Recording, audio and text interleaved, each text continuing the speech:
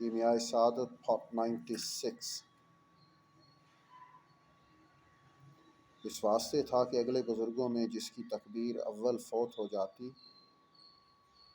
تھی تکبیر اول فوت ہو جاتی تھی 3 دن اپنی آپ تعزیت کرتا تھا، اور اگر جماعت ہو جاتی تھی 7 روز تعزیت کرتا تھا۔ حضرت سعید ابن مسیب کہتے ہیں کہ 20 برس تک اذان سے پہلے میں مسجد میں آیا۔ اکثر علماء نے فرمایا جو کوئی بے عذر تنہا نماز پڑھے اس کی نماز درست نہیں۔ تو جماعت کو ضروری امر جاننا چاہیے اور امامت اور اقتداء کے آداب یاد رکھنا چاہیے۔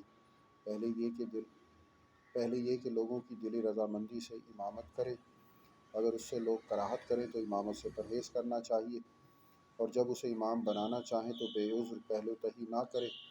امامت کی بزرگی موزنی سے بھی بہت بڑی ہے، اور چاہیے کہ کپڑے پاک رکھنے میں احتیاط کرے، نماز کے وقت کا دھیان رکھے اور اول وقت نماز پڑھے، جماعت کے انتظار میں تاخیر نہ کرے۔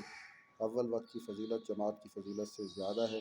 دو صحابہ کرام رضی اللہ تعالیٰ عنہ جب آ جاتے تھے تیسرے کا نہ انتظار کرتے تھے، اور جنازہ پر جب 4 صحابہ رضی اللہ تعالیٰ عنہ آ جاتے تھے 5ویں کا انتظار نہ کرتے تھے۔ ایک دن جناب سلطان الانبیاء علیہ افضل الصلاۃ والسلام کو دیر ہو گئی، صحابہ کرام رضی اللہ تعالیٰ عنہ نے آپ کا انتظار نہ کیا۔ حضرت عبد الرحمن ابن عوف رضی اللہ تعالیٰ عنہ امام ہو گئے۔ جب آپ تشریف لائے تو 1 رکعت ہو چکی تھی۔ جب صحابہ رضی اللہ تعالیٰ عنہ نے نماز تمام کی تو ڈرے۔ آپ صلی اللہ علیہ وسلم نے ان سے فرمایا تم نے اچھا کیا، ہر بار ایسا ہی کیا کرو، اور چاہیے کہ خلوص کے ساتھ للہ امامت کرے اور امامت کی کچھ مزدوری نہ لے۔ جب تک صف سیدھی نہ ہو تو تکبیر نہ کہے، اور نماز کے اندر کی تکبیریں بلند آواز سے کہے، اور امامت کی نیت کرے، جماعت کا ثواب حاصل ہو۔ اور اگر امامت کی نیت نہ کرے جماعت تو درست ہوگی لیکن جماعت کا ثواب نہ ہوگا۔ اور نماز جہری میں قرأت بلند آواز سے کرے، 3 وقفے بجا لائے، ایک جب تکبیر اول کہے اور انی وجہت وجہی سورہ انعام پارہ 7 آیت 79 پڑھے، اور مقتدی لوگ سورۃ فاتحہ پڑھنے میں مشہور ہوں۔ دوسرے جب سورۃ فاتحہ پڑھ چکے تو دوسری سورت ٹھہر کر پڑھے۔ جس مقتدی نے سورۃ فاتحہ تمام نہ کی یا بالکل نہ پڑھی وہ تمام پڑھ لے۔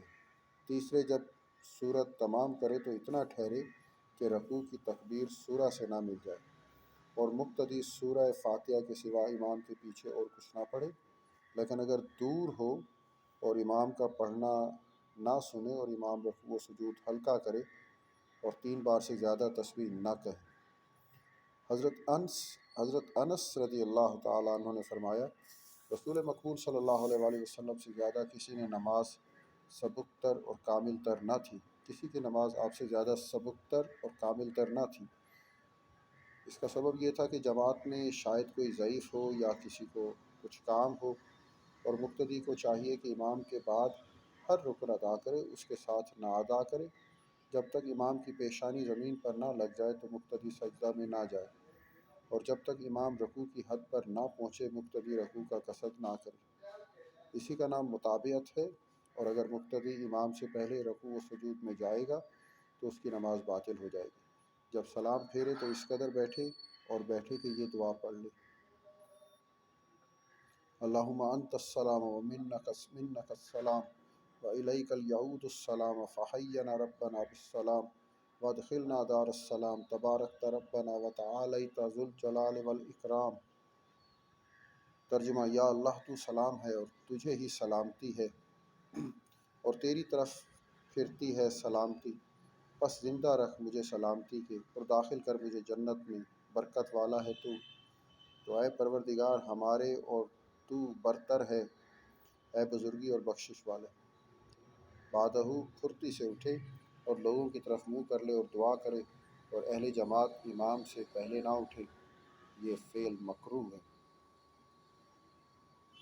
نماز جمعہ کی فضیلت کا بیان۔ اے عزیز جان لے کہ جمعہ کا دن بزرگ دن ہے، اس کی بڑی فضیلت ہے، مسلمانوں کی عید کا دن ہے۔ رسول مقبول صلی اللہ علیہ وآلہ وسلم نے فرمایا جس شخص نے بے عذر 3 جمعہ ناغہ کیے اس نے اسلام کی طرف سے منہ پھیر لیا اور اس کا دل زنگ پکڑ گیا۔ اور حدیث شریف میں وارد ہوا، حق تعالیٰ جمعہ کے دن 6 لاکھ بندے دوزخ سے آزاد کرتا ہے۔